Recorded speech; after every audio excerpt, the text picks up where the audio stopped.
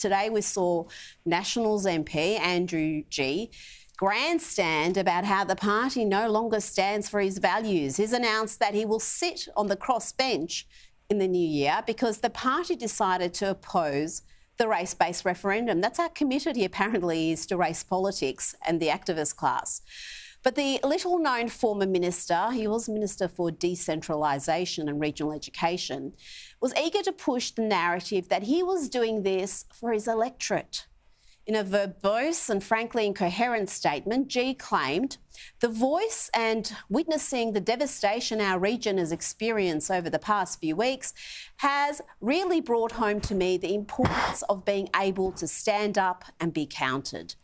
I was once a true believer, but I'm not anymore. The National Party of today is very different to the one of my youth."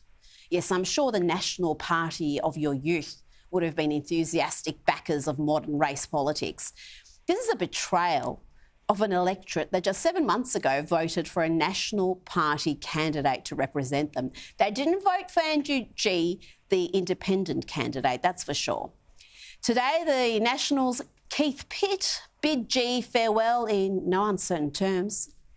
Andrew's a big boy. He's got his big boy pants on. He makes his own decisions.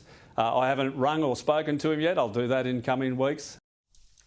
And another National MP, Matt Canavan, pointed out that he regularly challenges his party's position on a range of issues, including net zero, without walking out on the party and sitting on the crossbench. In the Nationals Party room, we have always had the right for individual members to take a different position, both within the room and publicly as well. And if you like, Matt, I am living proof of that. I have taken some pretty strident views on climate policy. I remain committed against net zero emissions targets, despite the position of my colleagues in the room.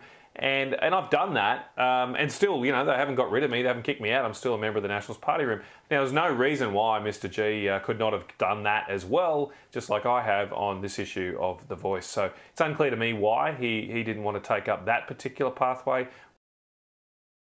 Of course, Anthony Albanese was full of praise for Andrew G abandoning the coalition.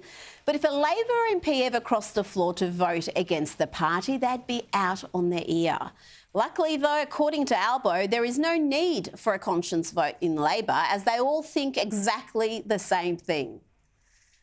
We don't need to in the Labor Party because everyone in the Labor Party is of a common view. A voice to Parliament is not a radical proposition.